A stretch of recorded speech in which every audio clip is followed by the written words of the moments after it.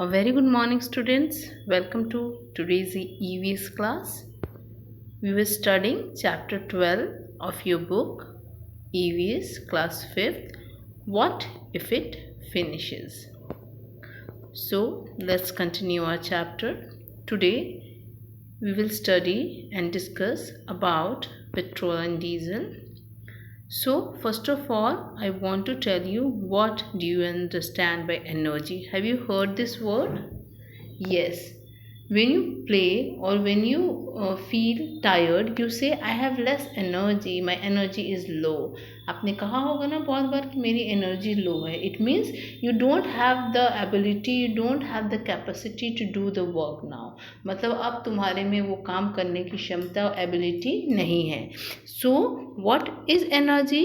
Energy is the ability to do work. कोई भी काम करने की जो क्षमता होती है उसको एनर्जी कहते हैं, ऊर्जा कहते हैं. Okay, so this is the definition of energy. What is energy? It is the ability to do work. Now, there's a 5 forms of energy that you have to learn. MELS, M for mechanical energy. Mechanical energy means power that we use, that human use. Human use muscle power to do something, to move something. That is the mechanical energy. Like if you move a cart, जो आप अपना muscle power human use करता है वो mechanical energy होता है. जैसे हम लोग कोई cart को move करते हैं, कोई box को move करते हैं, that is the mechanical energy. Second is electrical energy. E for electrical energy. Electrical energy आपको पता ही है, जो इलेक्ट्रिसिटी होती है, जो भी बल्ब्स वगैरह जलते हैं, TV, heater etcetera. Light energy, that the energy that we get from the light. Okay, then heat energy जो होता है उसको थर्मल एनर्जी कहते हैं. Then sound energy. Okay, so these are the 5 forms of energy. Now after that we will know the sources of energy. Now the energy resource is something that can produce heat. देखो, अब ये 5 forms of energy थी. अब इन forms of energy को produce करने के लिए जिस भी चीज़ का हम यूज़ करते हैं वो रिसोर्स कहलाता है. Like if I use sun's energy, that is sunlight, to produce electricity, so it will become the resource of energy because we are using that to produce energy. हम लोग एनर्जी प्रोड्यूस करने के लिए solar energy use करते हैं, तो वो energy का रिसोर्स हो रहा है. क्यों? क्योंकि हम उसको यूज़ कर रहे हैं ताकि हम एनर्जी प्रोड्यूस करें. So what is energy resource? Energy resource is something that can produce, you can say energy, something that can produce energy in any form. Energy in any form. तो anything that is used to produce energy in any form. किसी भी form में energy produce करने के लिए अगर हम किसी चीज़ का यूज़ करते हैं, that is the energy resource. Now an energy resource is of 2 types mainly, that is renewable and non-renewable. Okay, नाम ही शो कर रहा है रिन्यूएबल, जो रिन्यू हो सके, एंड नॉन रिन्यूएबल मतलब जो रिन्यू नहीं हो सकते. तो जितनी भी एनर्जीज होती, रिसोर्स होती हैं, वो 2 टाइप की होती हैं, रिन्यूएबल एंड नॉन रिन्यूएबल. एक और चीज़ नाउ हम डिस्कस करेंगे about this, that is renewable and non renewable resources. So non renewable resource can not be replaced once it is used. एक बार जब ये ख़त्म हो जाती है तो रिप्लेस नहीं होती है. और इसमें क्या लिख सकते हो? It is limited. इसमें एक और पॉइंट हो जाएगा, दैट इट इज़ लिमिटेड. ठीक है, ये लिमिटेड क्वांटिटी में होता है. It can not be replaced. एक बार जब ये यूज़ हो जाता है, it can not be replaced. जैसे फॉसिल फ्यूल, न्यूक्लियर, कोल, ये सारी चीज़ें जो हैं एग्जाम्पल है नॉन रिन्यूएबल रिसोर्सेज के. इसके 2 पॉइंट क्या हो गए? It can not be replaced once it is used up, and it is limited. क्यों? क्योंकि इसको बनने में मिलियन ऑफ ईयर्स लगते हैं, और जितना हम इसको यूज़ कर रहे हैं तेज़ी से, वो इतनी जल्दी से बनता नहीं है. जैसे मैंने आपको एग्जांपल भी बताया था कि अगर आप चपाती खा रहे हो, आपकी मम्मा बना रही है, और 10 लोग एक साथ खाने बैठ जाएं तो उतना स्पीड में मम्मा बना नहीं पाएगी. इट मीन्स कि जितनी तेज़ी से अगर कोई चीज़ नहीं बनता है और आप उतनी तेज़ी से उसको ख़त्म कर रहे हो, इट मीन्स कि वो जल्दी ख़त्म हो जाएगा। Renewable resource that can be reuse and replace, जैसे वाटर एनर्जी है, सन एनर्जी, क्या वो कभी ख़त्म होगी? नहीं, वो आप उसको दोबारा यूज़ कर सकते हो। ये दोबारा विंड एनर्जी को यूज़ कर सकते हो, सोलर एनर्जी को यूज़ कर सकते हो, वाटर एनर्जी को यूज़ कर सकते हो, बायोमास एनर्जी को यूज़ कर सकते हो। तो ये ख़त्म नहीं होती। It is not limited. आप इसमें क्या लिखोगे? It is not limited.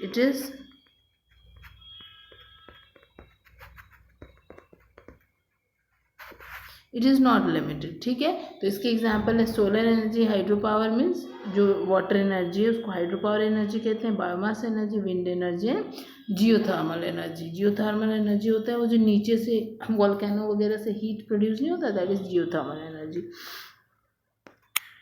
So I hope आप renewable and non renewable resource समझ गए होंगे। नाउ पेट्रोल एंड डीजल को नॉन रिन्यूएबल रिसोर्स कहते हैं, जैसे आपने देखा। क्यों? Because this can not be renewed and this can not be replace once it is used up, क्योंकि वो एक बार अगर यूज हो जाए तो दोबारा रिप्लेस नहीं हो सकती है।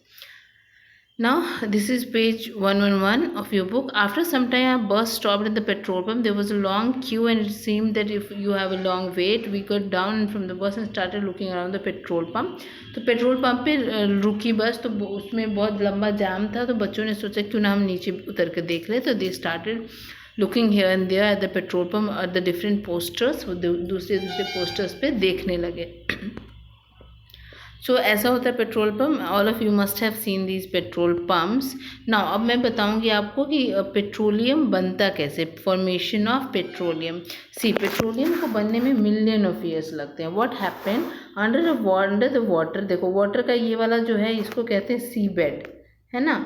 ये जो भी है वो नीचे का सबसे पहले ज़मीन होता है जिसके ऊपर ये पूरा पानी होता है। सालों पर सालों क्या होता है कि जो प्लांट के अंदर एनिमल्स, जो पानी के अंदर एनिमल्स एंड प्लांट्स रहते हैं वो डेड हो जाते हैं, मर जाते हैं, और मर गिरने के बाद वो नीचे गिर जाते हैं। जब वो नीचे गिरते हैं तो उसके ऊपर लेयर्स जमती जाती है, धूल की, मिट्टी की, पत्थरों की, और वो नीचे दबते जाते हैं। ठीक है, तो यही लेयर पूरी, देखो ये यहाँ पे वन लेयर थी, देन इसके ऊपर और लेयर बन गई जिसके अंदर दब गए। तो ये जो दब के अंदर मरे पड़े हैं जो भी aquatic animals and aquatic plants, ये क्या होता है, एक्वेटिक एनिमल्स एंड प्लांट्स क्या होते हैं? जो पानी में रहते हैं। Okay, animals and plants. So ये जो अंदर दबते हैं तो वहाँ क्या होता है, जब वो अंदर दब गए तो जो टेम्परेचर है वो बहुत ज़्यादा हो जाएगा और जो प्रेशर है वो बहुत ज़्यादा हो जाएगा। टेम्परेचर और प्रेशर दोनों बढ़ जाता है, और टेम्परेचर और प्रेशर बढ़ने के कारण, और यहाँ ऑक्सीजन भी नहीं होता, टेम्परेचर प्रेशर बढ़ने के कारण और ऑक्सीजन के एब्सेंस में जो ये डेड बॉडी है इनकी वो किस में चेंज हो जाती है? पेट्रोलियम एंड गैस में। और बाद में इन पेट्रोलियम और गैस को इस पाइप के थ्रू ऊपर खींच लिया जाता है ऑयल फील्ड्स में। तो ये वाली जो चीज़ें जहाँ तेल मिलती है उन्हें ऑयल फील्ड्स कहा जाता है। ओके, देखो ऐसे ये सीबेड है, यहाँ पे ये जो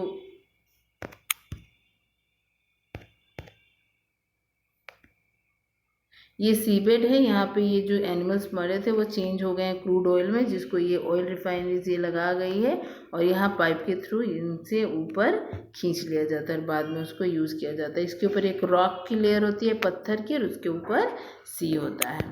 और असली में आप पिक्चर देखना चाहो, this is the picture of Bombay high. ऐसे समुद्र के ऊपर ये रिफाइनरीज लगी होती है और इसके थ्रू यहाँ से खींचा जाता है। नाउ ये किस फॉर्म में निकलती है बाहर? वो जो ऑयल निकलता है जिसको हम कच्चा तेल कहते हैं उसको क्या कहते हैं? CRUDE, crude oil. Crude oil को और भी एक चीज़ कहा जाता है, क्या कहा जाता है? Black gold. क्या कहा जाता है? ब्लैक गोल्ड, काला सोना। क्योंकि जैसे ये क्रूड सोना बहुत इंपॉर्टेंट होता है वैसे ही क्रूड ऑयल बहुत इंपॉर्टेंट होता है। नाउ क्या हम इस क्रूड ऑयल को इसी फॉर्म में यूज़ करते हैं? नो, हम क्रूड ऑयल को इसी फॉर्म में यूज़ नहीं किया जाता है। इसको रिफ़ाइन किया जाता है, साफ़ किया जाता है, और इसके रिफ़ाइन करने के प्रोसेस को कहा जाता है, देखो क्रूड ऑयल कैसा दिखता है? ऐसा दिखता है, बिल्कुल काला सा, थिक सा। ठीक है, तो इसको साफ़ किया जाता है और इसके साफ़ करने के प्रोसेस को कहते हैं फ्रैक्शनल डिस्टिलेशन। क्या कहते हैं? Fractional distillation. इसमें क्या होता है? देखो फ्रैक्शंस बने हुए इस चैम्बर में बहुत सारे, ये फ्रैक्शंस में इसको यहाँ से क्या डाला जाता है? Crude oil. ये जहाँ जाता है और इनके बॉइलिंग पॉइंट अलग अलग होते हैं, याद रखना। तो ये अपनी बॉइलिंग पॉइंट के हिसाब से ही जब इनका टेम्परेचर बढ़ाया जाता है तो ये वेपर्स फॉर्म निकल के बाहर हर चैम्बर से निकल जाते हैं और वहाँ उनको कलेक्ट करने के लिए चीज़ें होती है, उनको कलेक्ट कर करके स्टोर किया जाता है। तो सबसे देखो सबसे ज़्यादा जो सबसे कम टेम्परेचर किसका है, सबसे कम 25 डिग्री सेल्सियस पे ये जो गैस है ये बाहर निकालते जो LPG है। उसके बाद जो सेकेंड वाला है वो 42 पेट्रोल है जिसको गैसोलीन भी कहा जाता है 40 to 205 डिग्री सेल्सियस। उसके 60 to 100 डिग्री सेल्सियस पे नैप्था के केमिकल्स बनते हैं। उसके बाद कैरोसिन है जो जेट फ्यूल पैराफिन वगैरह में यूज़ होता है। उसका डीजल है जो सबको पता है डीजल फ्यूल की तरह यूज़ होता है। लुब्रिकेटिंग ऑयल क्या होता है, जो चीज़ों को स्मूथ करने में काम आता है। जैसे आपने देखा होगा जब पंखा आवाज़ करता है या कोई डोर या मशीन जो सिंपल मशीन होती है वो आवाज़ करती है तो उसमें वो ऑयल डाला जाता है ताकि वो स्मूथली चले, तो उसी को लुब्रिकेटिंग ऑयल कहा जाता है। वो भी और वैक्सेज जो होते हैं मोम वगैरह वो पॉलिशेज वो भी इसी लुब्रिकेटिंग ऑयल के बनते हैं और ये भी हमें fractional distillation of crude oil से मिलता है। इसके अलावा और क्या मिलता है, और मिलता है हमें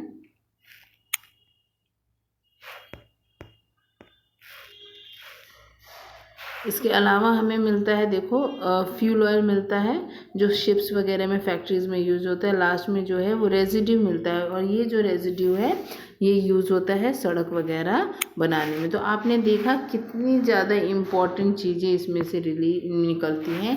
तो जो फ्रैक्शनल डिस्टिलेशन का ऑफ क्रूड ऑयल है उसके प्रोडक्ट बहुत इंपॉर्टेंट होते हैं और उनको अलग अलग पर्पसेस में यूज़ किया जाता है। हम क्रूड ऑयल को ऐसे कच्चा यूज़ नहीं करते।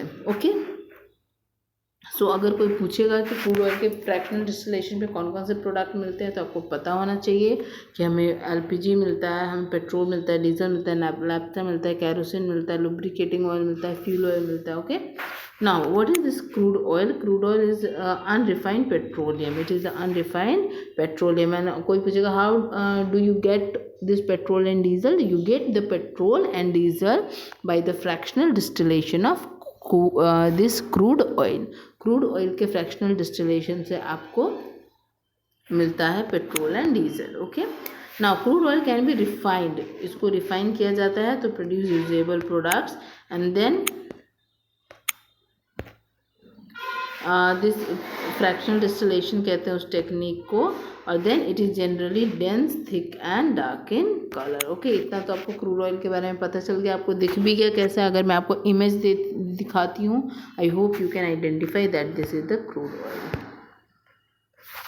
Now this is the another page 112 of your book. You can look at the picture. This picture was the children have seen this picture on the petrol pump पे picture देखा था। And what is written in the picture? क्या लिखा हुआ है?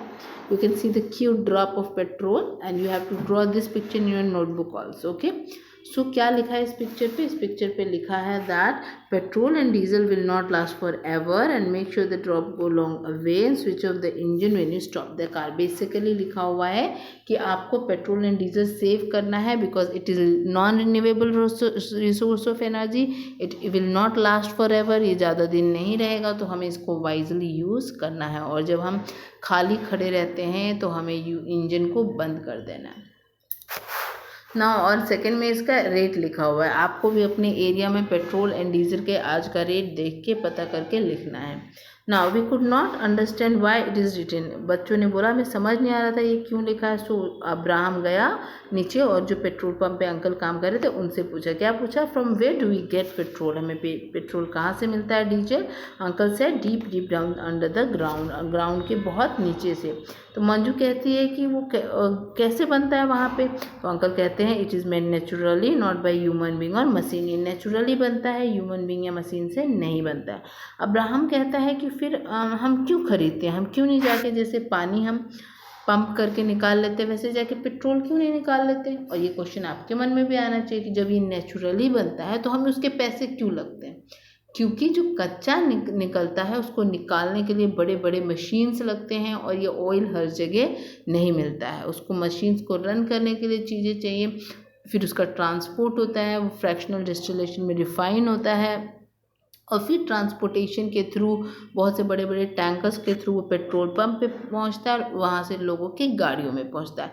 तो इतना ज़्यादा प्रोसेस है जिसमें बहुत खर्चा होता है, तो ऑब्वियसली इतना खर्चा होता है तो लोगों को भी वो पैसे चाहिए, इसीलिए पेट्रोल एंड डीजल बिकता है। Okay, so on the next page you have this 4 questions, out of which 2 I have done, and the rest 2 you will do in your notebook. Okay, so first question is, which state in India have oil fields? कौन कौन से state में है?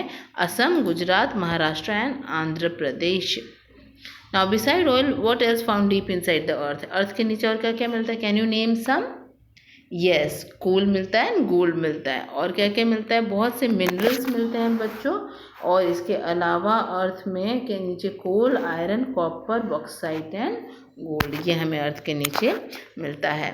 Now आपको इसमें map work भी करना है। You have to mark the oil fields in of India on the political map of India. देखो ये 5 मार्क किए हुए हैं। This is Ankleshwar, Kalol, with both of these in Gujarat, Basin and Mumbai High in Maharashtra, Digboi and Naharkita, this is in Assam। तो ये भी आपको भी अपने कॉपी में मार्क करना है, लर्न भी करना है। Okay, so that's all for today's class. I hope you enjoyed it. आप ये सब देखना, समझना और दिए हुए काम को करके मुझे भेजना। Thank you so much.